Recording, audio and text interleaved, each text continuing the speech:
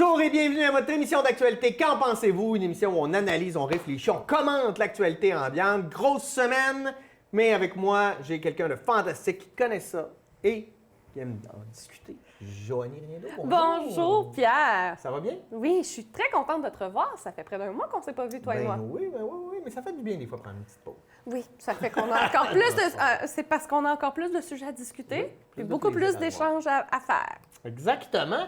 Hey, soirée électorale, on en a parlé, mais là, dimanche, c'est les élections municipales. Oui. Donc, moi, ce que j'ai à dire, premièrement, c'est, écoutez, allez voter. Hein?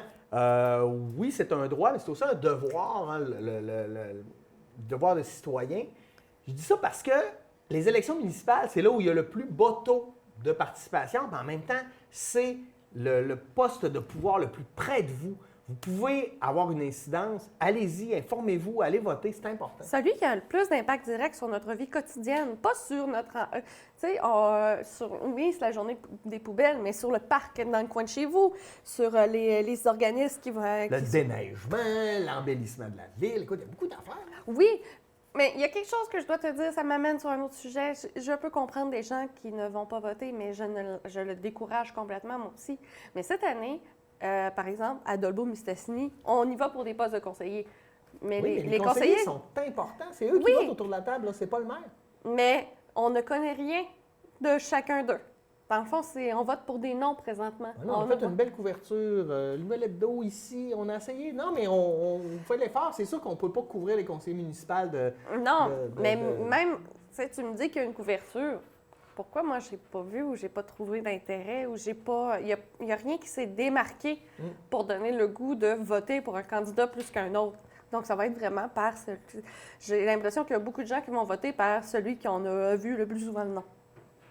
Oui, mais en tout cas, je vous dis, moi, qu'il y a quand même une bonne couverture. Moi, je suis à Saint-Gédéon, c'est une petite municipalité, puis Oui. écoute, je vais avoir aussi à voter pour les conseillers dimanche, puis il va te dire qu'on n'a pas entendu grand-chose. On n'a pas vu grand-chose. La couverture, hein, les médias locaux sont importants. Merci d'ailleurs de nous suivre. Oui, puis... c'est un commentaire, mais j'ai hâte de voir qu'est-ce que ça va donner au niveau des élections. Donc, Oui, j'ai hâte de voir le résultat. Des grosses élections. Normandin, Saint-Félicien, Robertval, Saint-Prime, Alma, Saguenay. Saint-Prime, ça chauffe. Ça chauffe énormément. À Saint-Prime, ben oui. Donc, il y a beaucoup d'élections qui vont être à surveiller. Tu sais, par exemple, la candidate qui est en compétition avec l'ancien directeur de PFR, Produits forestiers résolus, on s'entend que on parle C'est un beau combat. C'est un beau... Mais il ne fait pas l'unanimité, M. Garneau. Non. Les gens reconnaissent son travail, mais on entend, puis ça fait partie de la bisbille aussi qu'il y a à Saint-Prime. Là. Oui, puis d'une expérience personnelle, c'est pas toujours... Tu sais, c'est pas parce que c'est un chef d'entreprise que c'est un bon représentant politique. Non, puis on gère pas une ville comme... Même s'il y a beaucoup de gens qui disent ça, moi, ça me fait rire, là. Les entrepreneurs qui s'en vont en politique puis disent « Moi, je sais gérer une entreprise, je vais savoir gérer la ville. » C'est pas en toute la même affaire. Non, c'est pas du tout la même chose. Donc, c'est pour ça que ça va être intéressant de voir, dans le cadre de la soirée électorale de la télé du Lac de dimanche, le 7 novembre prochain. Oui, c'est bon. On a bien hâte de voir. As-tu des prédictions? Alma, Saguenay, Saint-Félicien, Normandin, comment tu vois ça? Quelle course tu as le plus hâte de suivre? Puis où tu penses que ça va être le plus serré? Quand je te dis que j'ai un manque d'intérêt, personnellement, à propos de ça. Mais tu sais qu'on t'engage pour ton intérêt dans l'actualité? Dans l'actualité, mais ça ne veut pas dire que c'est juste la politique, l'actualité. Donc, ça donne quand même un indicateur. Moi, je vais être curieuse de voir ceux qui vont être élus, comment ça va aller. Ça va être plus après l'élection je vais trouver intéressant.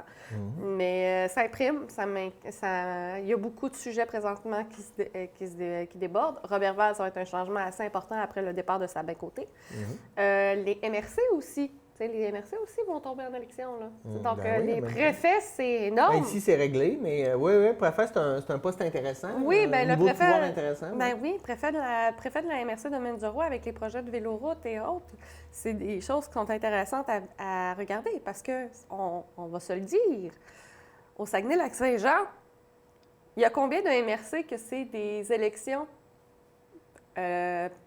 générales? Oui, que c'est aux élections, là, que c'est pas nommé. C'est pas entre Je pense qu'on est rendu à 2. C'est ça. Donc, les deux du nord du lac Saint-Jean, donc les deux du haut du lac. Donc, c'est intéressant de voir. Puis, c'est intéressant aussi de voir l'impact d'une campagne comme ça. Donc, c'est pas un préfet qu'on apprend parce que c'est un maire d'une autre ville. Non, c'est des gens qui peuvent être préfet sans être maire aussi. Donc, c'est intéressant à voir, là, comme par exemple M. Luc Simard. Oui, puis ça amène une question de la légitimité. C'est très, très, très, très, très intéressant. Ben, on va suivre ça. On va en reparler assurément la semaine prochaine, hein, parce que, Oui. bon, vous savez, c'est un gros sujet. Tu viens de nommer la véloroute des Bleuets dans les Oui. projets, entre autres, là, pour Domaine du Roi. Un record d'achalandage cette année pour la véloroute. On parle quand même. Ça, tu sais. On parle quand même de plus de 300 000 utilisateurs de la véloroute des Bleuets au cours de l'été 2021. Oui, je veux qu'on se rappelle, là, quand on avait ce projet-là, là, il y a plusieurs années, là, puis qu'il y avait des détracteurs, puis ouais, pourquoi on fait ça? Bien, c'est démontré par la science. Plus on aura de pistes cyclables, plus on aura de cyclistes, et plus on va avoir de routes, plus on va avoir d'autos, tu sais. Fait que c'est intéressant de développer aussi ces circuits-là, puis on voit que touristiquement, pour nous, c'est payant parce que le lac est tellement magnifique. Bien, dans le cadre de la pandémie, on ne se cachera pas, dans le cadre de la COVID-19, les résultats de la véloroute ont démontré une augmentation de la durée du séjour des touristes. Donc, on a passé de 2,5 à 4,1 jours. Oh. Donc, c'est quand même, on s'entend, c'est 2 nuitées de plus. Mm-hmm. Donc, on parle au niveau de l'hôtellerie, on parle des activités touristiques, restauration, l'essence, entretien des vélos aussi. Donc, tout ce qui tourne autour reste quand même intéressant. Puis ça démontre aussi que, moi, je me dis, en tant que participant de la véloroute, si au lieu de me dire, les gens font en moyenne aux 2 jours, puis je regarde le nombre de kilomètres, je vais faire, c'est pas pour moi. Mm-hmm. Mais si on dit, c'est plus 4 jours, je fais, OK. Donc, c'est plus accessible. Il y a une apparence d'être plus accessible auprès des gens. Oui. Puis aussi, au niveau du tourisme, quand tu viens de l'extérieur, tu veux toujours ramener des souvenirs, mais on a tellement là, d'écotourisme, des économusées, des produits locaux, on développe tellement de choses. Bravo! Même que la véloroute est un argument d'accueil pour les nouveaux arrivants. Pour vrai? Oui, parce qu'il y a plusieurs personnes, par exemple, qui ont des ados qui se disent, tu sais, qu'ils ne sont pas dans la culture du scooter. Bien, ils se disent, bien, j'ai pas peur de laisser aller mon enfant d'aller d'un village à un autre, d'une communauté à un autre, parce que je sais qu'ils vont prendre la véloroute, que c'est protégé, que c'est sécuritaire. Donc, il y a plus d'autonomie pour les adolescents ou les enfants. Tu as tellement raison. Je me rappelle comment c'était dangereux, moi, quand je faisais du vélo adolescent. Sur le bord de la 169, sur le bord de la 170. Donc, sur le bord de la route, là. Sur le bord de la route, alors que la véloroute, même s'il y a des jonctions, parce que ça fait encore scandale entre Saint-Félicien et Alma, bien, c'est quand même des espaces qui sont protégés, qui sont indiqués, qui sont balisés pour ça. Donc, ça reste quand même très intéressant. Puis ça a des retombées plus que touristiques. C'est sûr que c'est marginal, les retombées au niveau local, mais pas, je veux dire, au niveau du nouveau résident ou de l'utilisateur qui est citoyen du milieu. Mais ça reste quand même des impacts ultra positifs. Oui, on va suivre ça en espérant qu'ils puissent se développer, qu'ils règlent les problématiques qu'ils ont avec le Canadien national pour les droits de passage, etc. Là. Mais je pense qu'avec de la bonne foi et de la volonté politique, on va y arriver. Puis on va encore améliorer le produit. C'est le fun parce qu'on sent qu'il n'y a pas rien qu'un engouement, ça devient une nécessité d'investir là parce qu'on sent que c'est... Ça fait longtemps qu'on disait que ça nous prend une locomotive touristique dans la région. Oui, on avait le zoo, Val-Jalbert, mais là, moi, je pense que la locomotive, c'est la véloroute des Bleuets. Bien oui. Puis, bien, tu sais, je vais répéter un peu ce qu'on s'est dit il y a un mois à propos de la véloroute, le projet en lien avec le CN. Pourquoi on ne peut pas voir c'est quoi les plans de la véloroute, puis qu'on fait juste entendre que la CN dit non? C'est quoi le plan? Est-ce qu'on va être d'accord, nous, en tant que citoyens? Donc, j'invite les gens. C'est quoi le plan? C'est quoi le trajet en question où ça bloque avec le CN? C'est quel bout qui bloque? Ouais, peut-être que des gens pourraient avoir des pistes de solutions aussi. Ben là, oui! C'est quoi le problème? Est-ce qu'il y a des pistes de solutions? Est-ce qu'il y aurait des solutions qui seraient peut-être plus coûteuses et audacieuses, mais qui feraient plus unanimité auprès du CN et des citoyens? Est-ce que c'est un pont par-dessus ou quoi? C'est des choses qui sont à prendre en compte pareil, mais là, présentement, tout ce qu'on entend, c'est que le CN ne veut rien savoir. Il veut rien savoir de quoi? Ouais. On va suivre ça. Hey, hausse des demandes d'accompagnement auprès de la SADC Maria Chapdelaine. Oui, bien, Qu'est-ce qui se passe? La SADC, c'est le service d'aide au développement des communautés. Mm-hmm. Donc, on parle quand même d'une institution qui dure depuis assez longtemps dans la MRC Maria Chapdelaine, dont le principe, c'est le prêt d'argent pour les entreprises, mais le prêt sans intérêt sur un certain temps donné, pour permettre aux entreprises de développer, d'être rentables, afin de contracter un prêt avec un taux d'intérêt beaucoup plus raisonnable auprès d'une banque. D'accord. Et tout ça, c'est pas un prêt, un chèque sans rien. Il y a un accompagnement qui est fait par des professionnels. Pour s'assurer que le projet fonctionne. Puis pas juste pour s'assurer, mais pour aider l'entreprise ou l'entrepreneur dans son projet, pour que ça reste son projet, mais aussi pour qu'il soit viable à long terme, puis acquérir des connaissances au niveau de la gestion d'une entreprise. Comme par exemple, étant donné la COVID, on s'entend, c'est intéressant de voir que 50 des services de l'année passée, donc de 2020-2021, étaient pour de l'aide à l'expansion d'entreprise. Donc, d'agrandissement de nouveaux services, de nouveaux établissements. C'est génial! Ben oui. Il y a aussi 26 pour le démarrage. Donc, quand on parle d'une organisation qui a plus d'1 million à soutenir, c'est quand même Puis on le très sait, c'est intéressant. dur. Les entrepreneurs de longue date, ils savent. Là, rappelez-vous vos débuts. C'est pas facile de savoir comment faire. Fait que, tu sais, avoir des gens pour nous accompagner pour démarrer une entreprise, je pense que peut nous éviter beaucoup de pièges. Bien, c'est quoi un plan d'affaires? C'est quoi les formations qui peuvent être utiles en ressources humaines, en démarrage d'entreprise, en comptabilité? Les valeurs aussi qu'on veut retrouver dans notre entreprise. Est-ce que ça vaut la peine de faire la différence entre une dépense et un investissement? Même chacun des individus, ça vaudrait la peine de l'apprendre. Mais pour un entrepreneur, c'est essentiel. Donc, tout ça, c'est des accompagnements que la SADC peut offrir à des entreprises et des communautés, parce qu'il ne faut pas oublier que c'est des collectivités. Donc, quand il y a des projets communautaires de développement local, la SADC aussi peut investir autant de l'argent que des ressources humaines pour l'accompagnement. Puis, 17 pour l'acquisition d'entreprises. Donc, parce que ça, c'est un autre problème qu'on ne parle pas très souvent, mais c'est la relève d'entreprise. Ben oui. Donc, c'est intéressant de voir que 17 des soutiens que la SADC a fait au cours de l'année 2020-2021, c'est pour aider des entrepreneurs à acquérir pour pérenniser une entreprise, pour qu'elle dure dans le temps puis qu'elle change d'administration. Ça démontre un dynamisme, ça démontre aussi une proactivité de la part de nos entrepreneurs. Génial, hein? Non, mais c'est important, puis on les a, ces services-là. Il y a de l'argent à investir, on peut vous aider. Non, mais tu sais, pour ceux, mettons, qui se disent, ouais, ça me sert-tu vraiment? Allez voir, poser des questions. Vous pouvez être surpris de voir l'efficacité et l'efficience, en fait, de ces ressources. Puis, tu sais, la SADC fait quand même partie, c'est très peu de gens le savent, mais ça fait partie d'un écosystème pour le développement local. Donc, le développement local, on parle autant des services communautaires que des entreprises, du milieu politique. Donc, ça fait partie d'un écosystème qui pourrait aider les communautés et les collectivités à augmenter leur qualité de vie. La qualité de vie touche tellement de choses. On a la famille, oui, l'emploi, la qualité d'emploi, le service communautaire, l'accès à la propriété. Il y a tellement de choses qui rentrent en compte que voir que présentement, leurs résultats sont vraiment concentrés sur l'entrepreneuriat, ce qui est normal, étant donné leur organisation, mais de voir que ça a un impact. Étant donné mon domaine de travail, personnellement, je vois qu'il y a un impact aussi pour les nouveaux résidents. Ouais. Tu sais, plus d'emplois de qualité, tu sais, parce que quand on pense à l'expansion, des fois, c'est améliorer les conditions de travail pour ouvrir une nouvelle marge, recrutement à l'international. Ça inclut beaucoup de choses, puis c'est intéressant d'avoir accès à ces services-là. Oui, merci. Le président du syndicat des producteurs de bleuets du Québec se fait montrer la porte. Il y aura une assemblée générale. Non, il y a eu une assemblée générale qui a duré plus que 8 heures. Mon Dieu, ça va pas bien. Ça allait pas bien. Le président sortant s'est fait montrer la porte quand même après une assemblée générale d'une durée de 8 heures.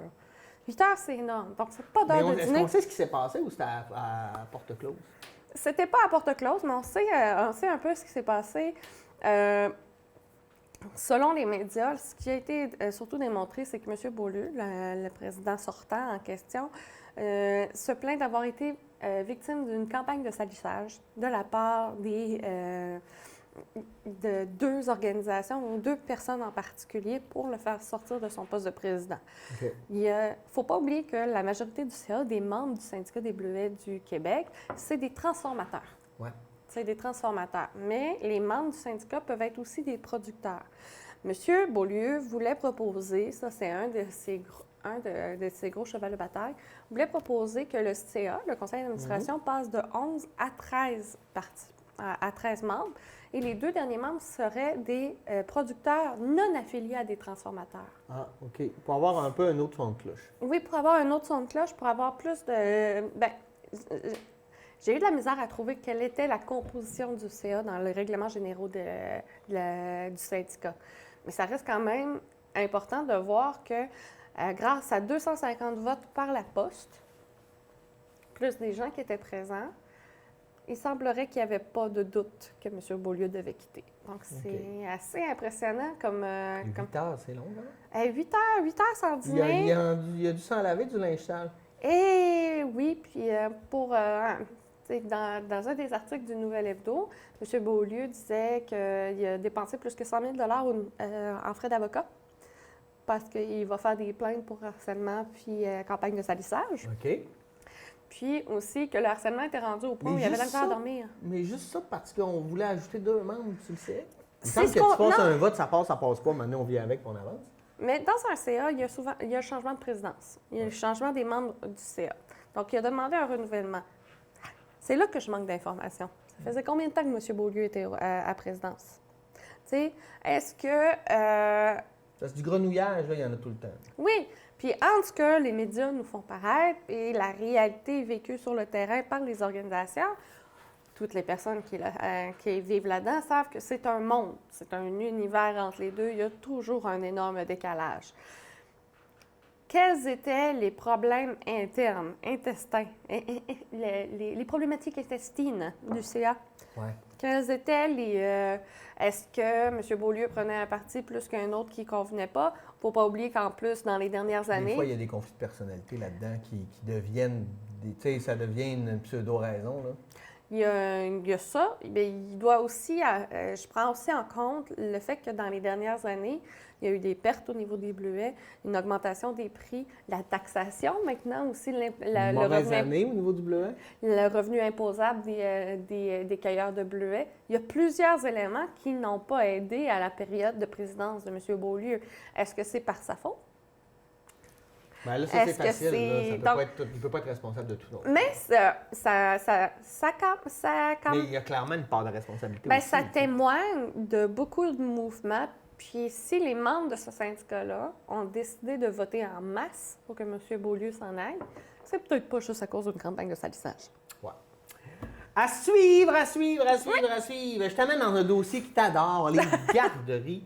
On nous a promis 1009 places en service de garde pour 2025 au Saguenay-Lac-Saint-Jean.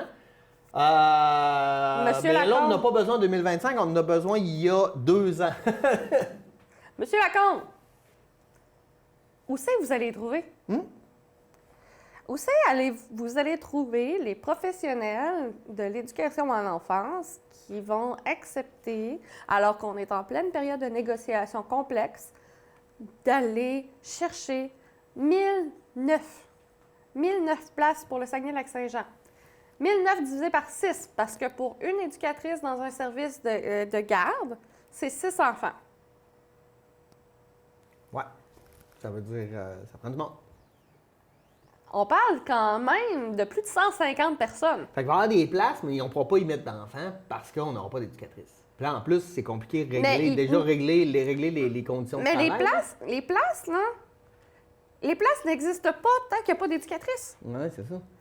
Donc, il faut trouver plus que 150 pour le Saguenay-Lac-Saint-Jean. On ne parle pas pour le Québec au complet, là. On parle pour le Saguenay-Lac-Saint-Jean.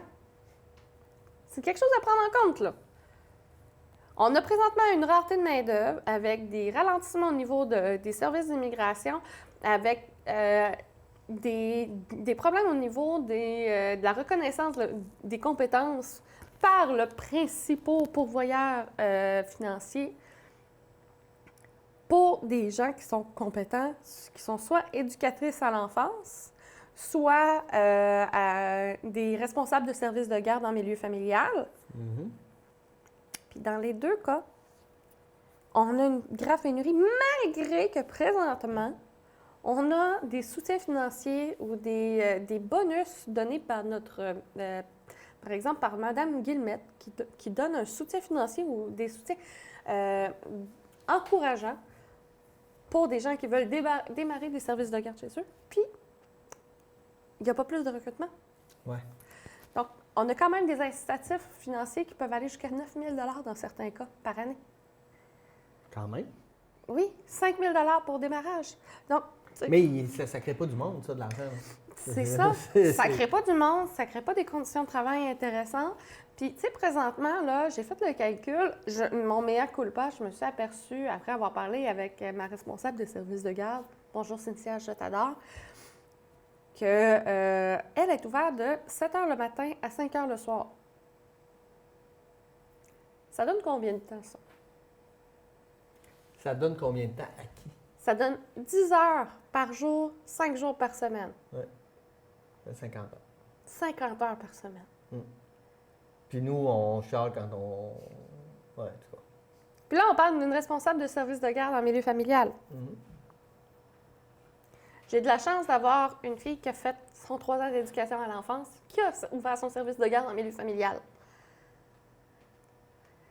50 heures avec 6 enfants. Déjà, des fois, 10 heures avec la mienne quand elle est à Nantes. Ouais. Ah, des fois, moi, un après-midi, j'en ai 3, là, puis un après-midi, des fois, là, je peux en faire Ils sont pas en petite enfance, là. Non, c'est des ados. Puis des jeunes, Ils sont pas en petite enfance, ils sont pas mal plus autonomes que 6 qui ont en bas de 4 ans. Ouais. Donc, le recrutement dans ce domaine-là est déjà difficile parce que c'est une vocation. Il faut avoir une personnalité pour faire ça. Puis, puis c'est exigeant quand même parce que c'est pas 10 heures où que tu peux mettre les enfants devant 1 heure devant la TV. J'espère. Bien, on espère, mais ça demande quand même 50 heures d'animation, moins 10 heures de sieste. Puis de sieste, tu sais, parce que c'est de 1 heure à 3 heures de l'après-midi, là. Oh, et puis là, il faut que tu couches, ça t'endors pas. Ben, c'est pas aussi facile que de dire couchez-vous puis ça dort. Là. Non. 6 en plus dans la même pièce. Et en plus, ils n'ont pas la même réalité sur leurs parents, fait qu'ils n'ont pas le même rythme de sommeil, ils n'ont pas le. Tu sais, écoute, c'est bien Donc, tu sais, c'est pour ça que le défi du recrutement n'est pas juste parce qu'il y a une rareté de main-d'œuvre. C'est parce que c'est un domaine particulier qui demande des compétences et une personnalité particulière, en plus d'avoir un désir réel. Du bien-être de l'enfant, là, c'est pas juste un revenu puis d'avoir quelqu'un dans, tu sais, une garderie dans un sous-sol ou autre. Donc, il faut avoir un programme éducatif, il faut beaucoup de choses quand même si tu as eu la formation de simplement responsable de service de garde en milieu familial. Là. Bon, c'est un domaine qui est quand même très particulier.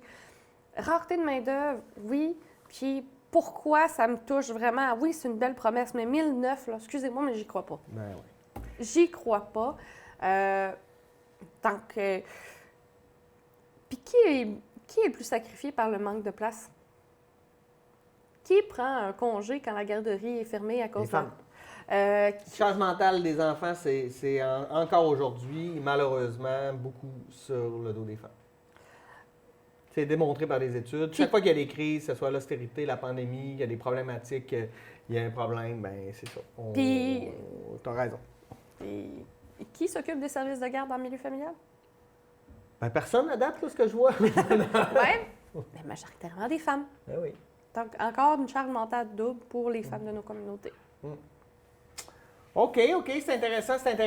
Passons au niveau régional, au niveau des énergies renouvelables. Saguenay-Lac-Saint-Jean serait un Klondike. Oui, selon le député Sylvain Gaudreault, qui est présentement à la COP26 à Glasgow, on parle quand même de... c'est pas à Glasgow. Oui, c'est à Glasgow. Oui, c'est à Glasgow. Excusez, merci. Très belle ville, d'ailleurs. Bien, on a plusieurs opportunités pour du développement éco-énergétique très intéressant, puis avec des espaces qui nous le permettent. Présentement, à Saint-Gédéon, qu'est-ce qu'on va pousser? Et je trouve ça magnifique, c'est des éoliennes. Absolument. Ben oui, c'est en face de chez nous, on les voit de chez nous. Là. Puis, donc, il y a beaucoup d'opportunités avec nos barrages hydroélectriques, oui, nos espaces verts, l'éolienne, l'énergie éolienne. Puis, même si présentement, au mois de novembre, on voit que la lumière... La biomasse aussi. La biomasse, faut pas l'oublier, on est une région forestière. La biomasse, elle est là, prenez-la. C'est vrai. Puis, la diminution de l'exploitation carbone aussi. Mais qu'est-ce que je disais? Parce qu'au niveau du mois de novembre, on voit que la lumière décline. Mais il reste quand même qu'on a un pas potentiel pour l'énergie solaire là, dans certaines circonstances. Tu sais, présentement, avec Hydro-Québec, lorsque quelqu'un s'installe des panneaux solaires sur sa maison, le fonctionnement. Panneau solaire ou éolienne résidentielle ou autre, le fonctionnement, c'est que tu dois te connecter au réseau. Mhm. Puis, tout ce que tu fais de plus que ta consommation est crédité à ton compte. Imaginez si une entreprise disait « Moi, je profite de mon toit plat. » Puis je fais ça. Donc, il y a vraiment une opportunité. Quand on dit un Klondike, c'est une opportunité grandissante, un territoire non exploré avec un grand potentiel d'exploitation. En fait, là, les toits verts, là, ça devrait être partout. De la verdure sur les toits parce qu'on peut cultiver. Puis en plus, panneaux solaires, récupération d'eau. Puis on peut même mettre des toits verts avec juste de la mousse. Là, puis ça vient tout avaler les particules polluantes faites par l'automobile. En plus d'isoler le bâtiment tel quel, parce qu'il y a moins de perte de chaleur. Donc, il y a plusieurs choses, mais ça demande aussi une construction beaucoup plus solide. Il y a plusieurs choses qui rentrent là-dedans. Ça, je ne suis pas ingénieure en bâtiment, mais je sais que c'est pour avoir déjà voulu faire la même chose. Okay. Ça demande des installations complexes, mais ça rapporte aussi beaucoup d'éléments positifs. Mais je trouve ça le fun que le député Sylvain Gaudreault souligne la possibilité d'un Klondike. Ça veut dire que c'est pas juste comme « Ah, c'est des efforts ». Non, c'est des opportunités économiques. Oui, mais il va falloir faire des choix aussi. En ce moment, on produit, mettons, beaucoup d'électricité, puis on la donne aux grandes entreprises. Est-ce qu'on pourrait mieux faire avec ça? Peut-être. Là, je pense à Énergie Saguenay, là, tous les petits barrages qu'on a, qui sont des barrages municipaux, qui finalement, on donne aux grandes compagnies pour les garder. Quand on voit aussi, je sais pas, c'est... Bien, par exemple, si on pense, par exemple, aux opportunités économiques de solutions environnementales qui peuvent être intéressantes, il n'y aurait pas une subvention qu'on pourrait faire pour les grandes entreprises pour avoir des panneaux solaires sur leur gros bâtiment? Bien, ce serait déjà plus intéressant que ce qu'on fait, là, leur donner l'électricité, puis on signe des ententes avec eux, puis eux ne respectent pas l'entente jamais, puis finalement, on fait jamais genre, moi, c'est ça. Bien, à la place de dire, vous vous engagez, tu sais, on vous donne l'électricité à un tel point, puis vous vous engagez à faire des améliorations ou investir dans le communautaire, puis ça pas respecté, bien, on vous donne de l'argent pour installer les panneaux solaires, mais telle date, bien, on revient au prix régulier. Donc, on vous donne la chance, on vous donne un moratoire pour installer, pour diminuer votre consommation. Même résidentielle, je pense qu'on va être rendu là. Parce que quand les panneaux solaires ont été inventés, là, écoute, ça coûtait extrêmement cher. Maintenant, là, c'est 100 fois moins cher d'installer un panneau solaire. Puis il y en a même des tout petits. Moi, en voyage, je marche beaucoup, puis j'ai un petit panneau solaire sur mon sac pour être capable de recharger mon téléphone, etc. Puis ça fonctionne super bien. J'ai juste à marcher, puis il fait beau dehors, on marche. On recharge nos appareils. Bien, même pour les chasseurs, ce petit kit de panneau solaire-là, tu le mets dans ton dash, tu branches ton cellulaire dans ton auto. Les solutions sont là. Donc, moi, je trouve ça très intéressant. Puis c'est vrai que le territoire a ce potentiel-là. On a beaucoup de bons vents. Puis on est quand même dans un plateau. On est dans un creux sur le plateau canadien. Donc, on a quand même des excellents potentiels d'énergie renouvelable directement sur notre territoire. Génial. Bon, avant de prendre la pause, tu voulais nous parler de l'accès possible aux médicaments le plus cher du monde. Oui, grâce à la petite Madison, ça a été c'est quand même une dose qui coûte plus que 2 millions de dollars, la dose. Là, Donc, mais c'est un... Faut que tu l'échappes. Hey, j'imagine la pression de l'infirmière qui donne l'injection. Ben oui. Hey!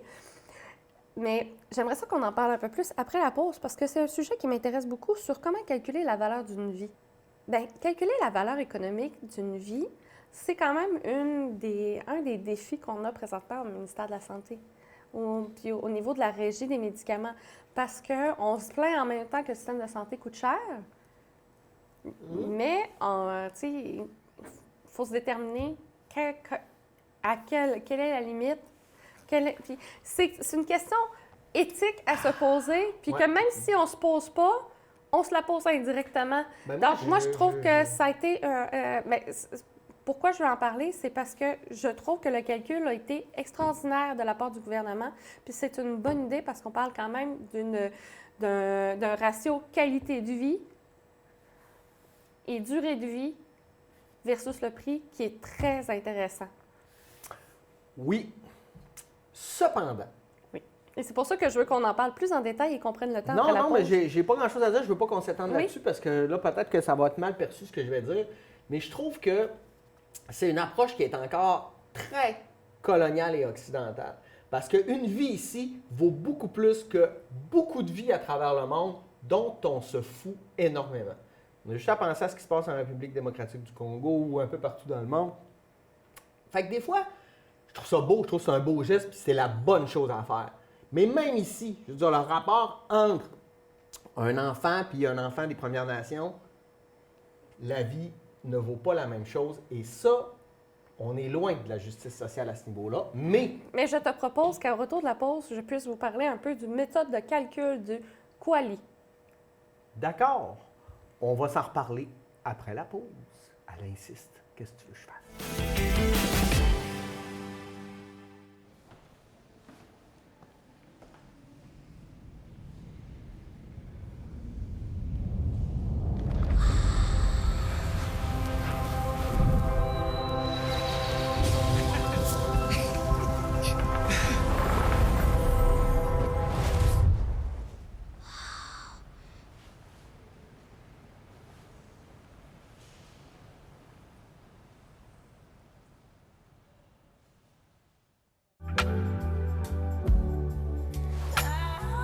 J'espère qu'un jour nos destins se recroisent ici. Là, mon amour, je t'en prie, prends bien soin de toi. J'espère qu'un jour nos destins se recroisent ici. Là, mon amour, moi je t'embrasse 1000 fois.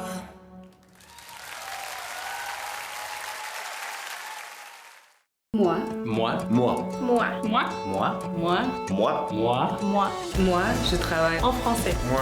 Je travaille en français. Moi. Je travaille En français. Moi, Je travaille en français. Moi, je travaille en français.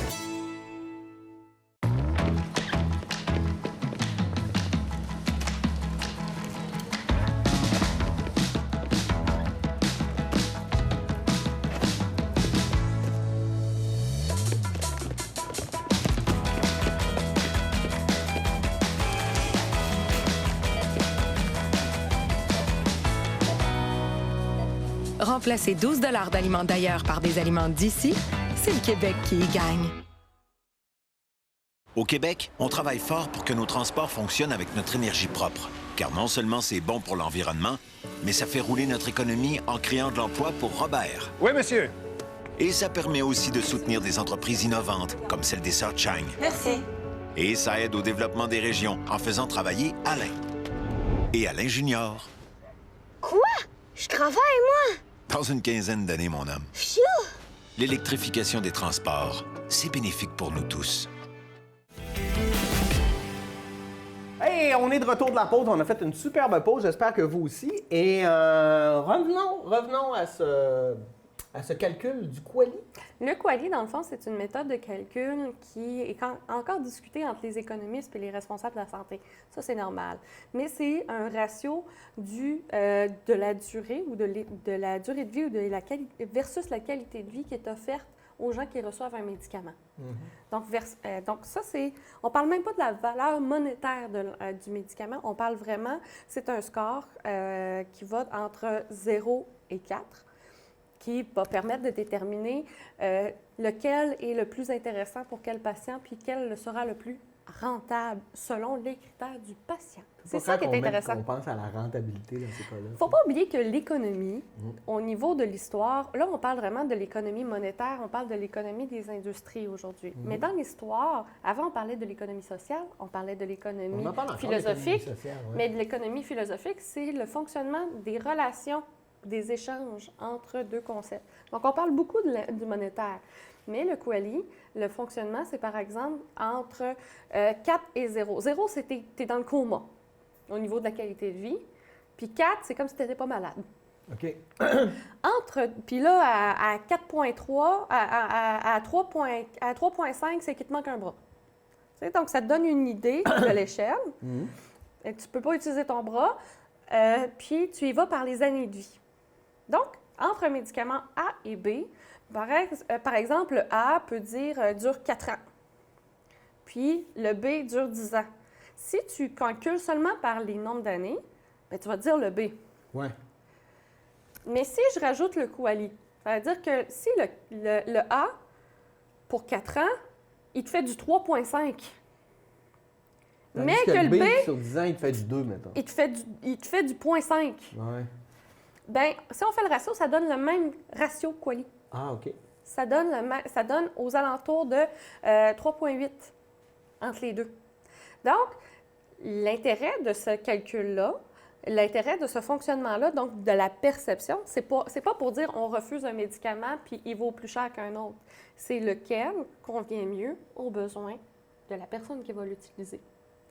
Donc, pour ça que ça a pris du temps dans le cas de la petite Madison, c'est est-ce que ce médicament-là va permettre d'avoir une qualité de vie, donc un QALY, plus intéressant sur le long terme. Parce que c'est la maladie spinale amyotrophique. C'est une maladie qui est déjà présente dans nos milieux, qu'on voit. Bien, là, le fait que la dose soit donnée à des enfants de moins de 6 mois permet de garder une qualité de vie en haut de 3 à peu près. Là. Je ne suis pas économiste de la santé, mais pour 20, 30, 40 ans. Donc, le 2 millions sur 20, 30, 40 ans versus des gens on connaît tous des gens du Saguenay-Lac-Saint-Jean qui vivent avec cette maladie, qui ont de la difficulté à utiliser des membres, qui ont toutes leurs capacités cognitives, mais qui sont privés, qui vivent... C'est ultra intéressant. Le QALY est ultra intéressant parce que c'est un nouveau médicament. Un nouveau système de cotation. C'est pas un nouveau système, c'est ça qui est intéressant, mais c'est un système qu'on entend de plus en plus parler parce que, par exemple, la distribution du vaccin à travers le monde. Excusez. Oui, bien, c'est là que c'est en utilisant cette méthode de calcul-là, bien, autant les économistes peuvent dire, ouais, bien, mais ça donne aussi des outils aux organismes communautaires en disant, investir dans la santé dans les pays qui sont considérés comme défavorisés, mais qui sont... c'est beaucoup plus rentable au niveau du QALY que de donner l'accès, par exemple, à des livres. Tu sais, par exemple, j'ai adoré un exemple qu'on m'avait donné. Il dit, un organisme d'éducation en Afrique ramasse de l'argent. Puis il dit, on investit 1 million. Je donne des chiffres au hasard. Des chiffres au hasard, puis c'est une situation complètement fictive. Si je te dis, c'est dans le cadre de l'éducation, c'est pour donner des livres, accès, puis un prof. C'est un organisme d'éducation. Tu vas être plus porté à donner. Mais si je te dis que c'est pour un vaccin, puis pour des équipements d'hygiène féminine, ça veut dire que ça n'a rien à voir avec l'éducation. Mais les recherches ont prouvé que c'était ça le plus grand frein de l'éducation dans les communautés.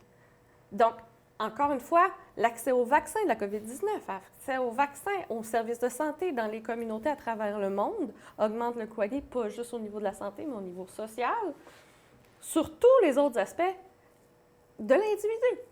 Donc, c'est pour ça que je me souviens qu'avant la pause, on distinguait, mais de là, on distinguait entre la vie d'une personne privilégiée et d'une personne qui vit de la discrimination, souvent intersectionnelle. Donc, souvent plusieurs discriminations dans le même.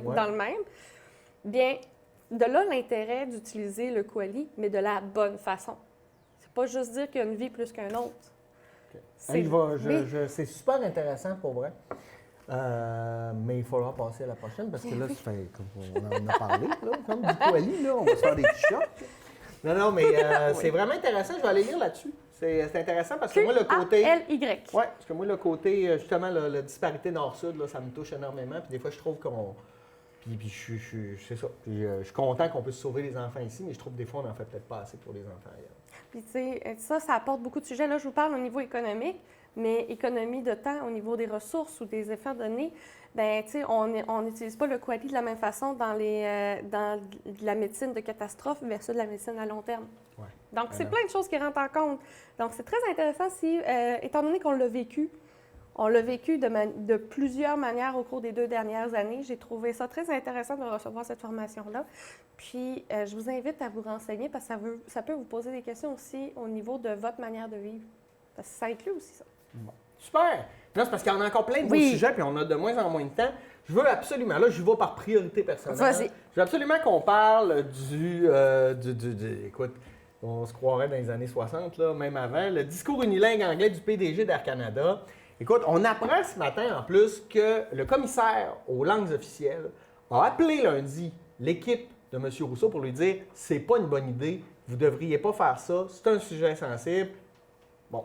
Et tous les membres du CA étaient en beau contre leur président, contre leur PDG. Écoute, fait que là... Puis il l'a fait pareil! Mais il n'y a pas rien que ça, c'est que le faire, c'est une affaire. Je comprends, mais je trouve qu'il a mis de l'huile sur le feu en disant des affaires comme « Ça fait 14 ans que je suis à Montréal, on peut vivre facilement en anglais. » C'est très, très, très sensible. On est en train de se poser des questions, de voir comment... Puis tu sais, je pense qu'être bilingue, là, c'est bénéfique pour tous ceux qui le sont, là, même trilingue, etc. C'est une bonne idée. Mais je sais pas. Puis moi, souvent, quand on va me dire « Ah, j'ai pas le temps », moi, je vais regarder la personne, je vais dire plutôt, tu mets pas ça comme priorité. Oui. C'est ça, là, la différence. Là.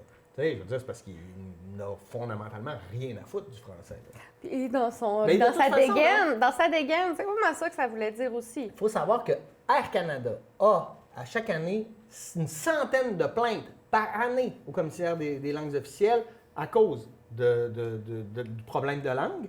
Les premières fois, j'ai cherché un peu, là, les premières fois où on a mis le doigt sur une problématique sur les langues officielles Air Canada, c'est dans les années 70. C'est pas terminé. Il y a une problématique à chaque année. Il y a de la discrimination, il y a des plaintes. Et là, 200 plaintes en 2 jours au commissaire des langues officielles contre M. Rousseau. Appel à sa démission par 3 partis au provincial. Je pense qu'il ne réalisait pas l'ampleur. Je pense qu'il est complètement déconnecté, cet homme-là, de la société québécoise. Puis qu'est-ce qui est sensible puis important aussi pour...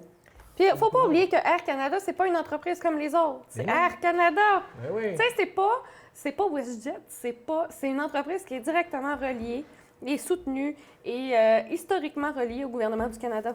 Et qui est soumis à la loi des langues officielles. Comme n'importe quelle autre entreprise canadienne. Surtout n'importe quelle autre entreprise canadienne contenant plus que 10 employés. Ben oui, il n'a pas plus que 10. Il en a pas mal plus que 10 à Air Canada.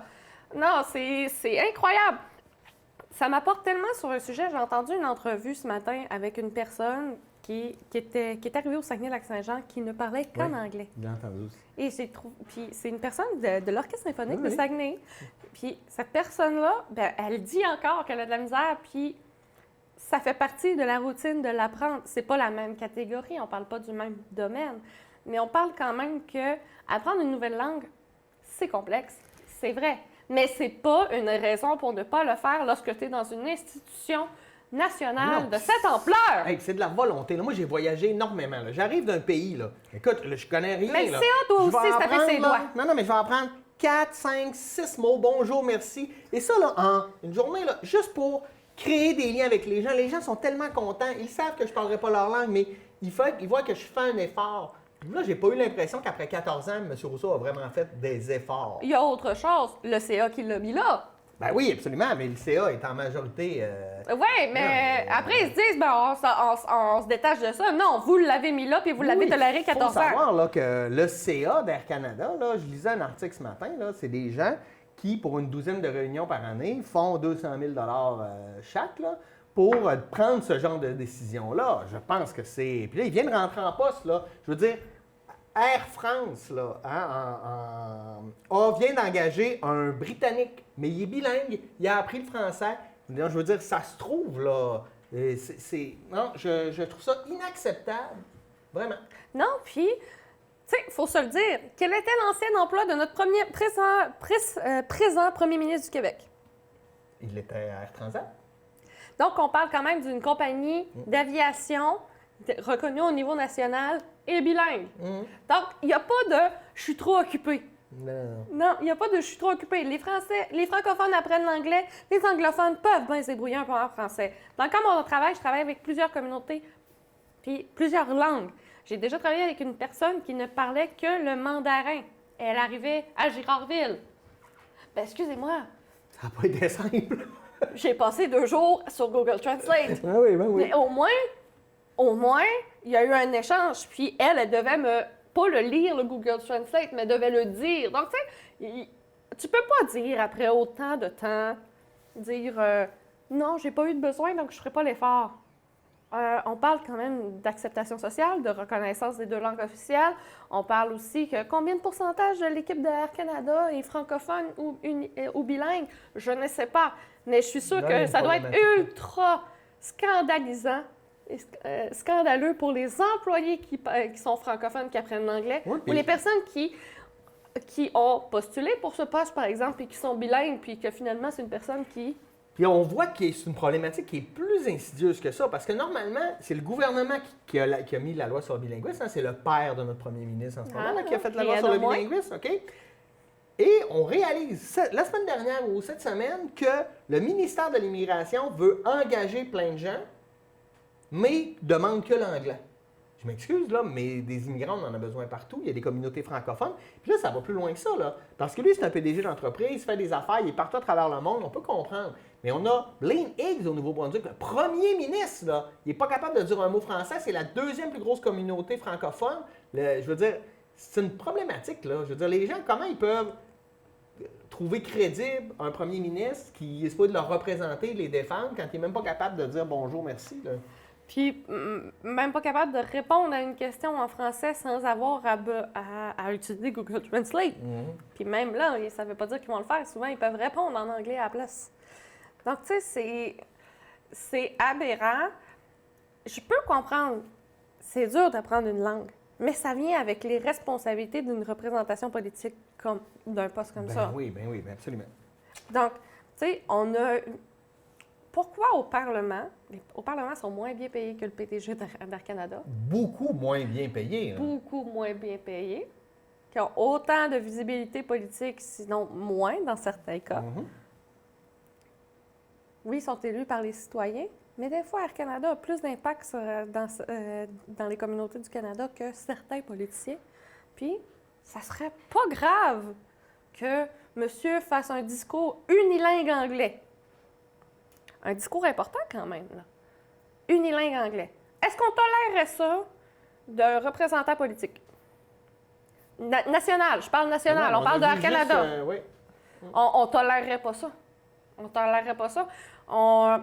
Même que les députés qui sont unilingues anglais vont travailler en partenariat avec des députés qui sont bilingues pour aider, ou que la personne qui est unilingue anglophone demande à la personne qui est bilingue de répondre. Donc, il y a un travail d'équipe. Mais là, qu'un premier ministre d'une province... Non, c'est inconcevable. Hey, on est d'accord. On va passer à un autre sujet, parce que j'ai encore des beaux sujets. Oui. Un sujet qu'on ne parlera peut-être pas longtemps, mais moi, je trouve super important. Il y a eu le rapport de l'ancien juge Bastarache en lien avec l'Université d'Ottawa sur la liberté académique, quand il y a quelqu'un qui avait prononcé le mot haine qui était bon. Et là, le rapport est assez clair. Les universités, les collèges, les organisations, pas les organisations, mais les établissements d'enseignement doivent préserver la liberté académique de leurs enseignants. Et là, on le voit, il y a une mauvaise gestion à Ottawa. On n'a pas écouté, on n'a même pas demandé la version de l'enseignante.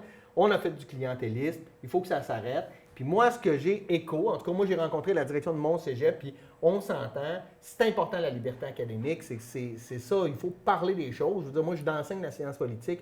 Je dois parler de colonisation, des Premières Nations, d'égalité de genre. Je dois parler de plein de choses. Je dois nommer certaines affaires. C'est pas toujours plaisant, mais c'est ça, pour une compréhension dans un cadre académique. Et là, ce que nous dit M. Bastarache, c'est ça qu'il faut qu'il soit. Il faut être à l'écoute des plaintes. Ça se peut que des gens se sentent lésés. Il faut trouver des solutions, mais il faut aussi écouter puis préserver ce droit-là qui est important, qui fait partie de la liberté d'expression. La Cour suprême nous l'a rappelé la semaine dernière, la liberté d'expression est importante. Donc, je dis super. Bien, tu sais, ça entre en compte aussi, oui, il y a la liberté d'expression, mais il y a quelques semaines déjà, le ministre de l'Éducation avait co-signé une lettre contre la cancel culture, contre la culture de l'annulation. Si on nuit à la possibilité d'exprimer ces idées-là, ben on les augmente. On les radicalise. Absolument. Si on n'a pas la liberté d'exprimer une idée ou de la verbaliser, bien, comment on peut échanger, puis... Dans le respect, là, parce Oui. qu'il y a toujours des mots qui vont être utilisés pour faire des insultes, mais je pense que dans le ton ou dans comment on se parle, on est capable de faire la différence entre les deux. Puis aussi, moi, je veux défendre les gens qui ont des sensibilités extrêmes sur des affaires. Oui. On ne sait pas ce que ces gens-là ont vécu. Je vous dis pas, vous n'avez pas le droit de vivre ça. Au contraire. Mais je pense qu'à un moment donné, arrêter d'en parler ou le faire différemment. Moi, je nous donne maintenant des avertissements avant des cours ou avoir des sujets plus sensibles. Si je passe des documentaires où je montre des documents qui peuvent avoir une certaine sensibilité, j'avertis puis j'offre la possibilité de faire autre chose ou de faire des choses autrement s'ils ne veulent pas. Certains, puis en général, ça ne se passe pas. Là. Les jeunes sont prêts à entendre ce discours-là et je pense que quand ils sont avertis, ils savent à quoi s'en tenir. Ben, Ils réagissent très bien.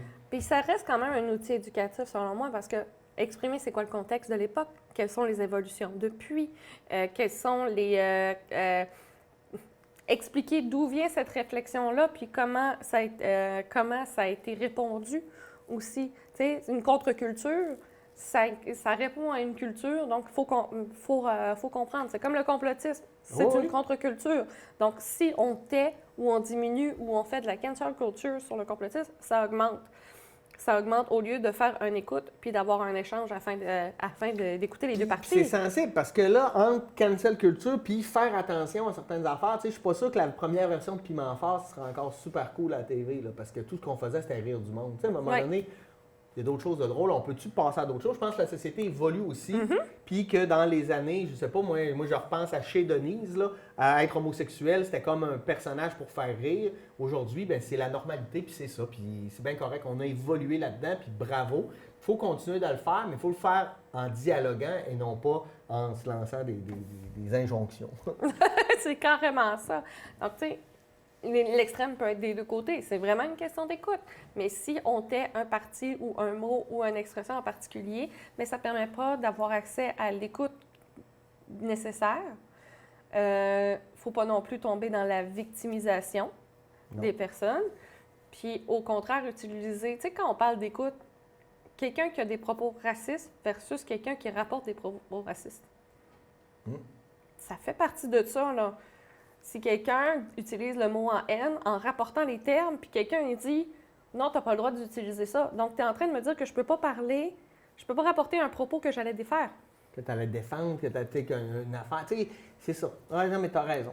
Donc, c'est là l'importance de l'écoute. C'est le fun, on est d'accord. Encore? Super! Hey, il me reste un dernier sujet super important. Je mixe deux sujets. D'accord. COP26 qui est en ce moment à Glasgow. Beaucoup de choses qui se passent, beaucoup de discours. Hein? On attend encore des actions, beaucoup de discours. Puis au Il y a moment où quand on a- même des signes positifs. En tout cas, moi, j'ai décelé certains signes positifs.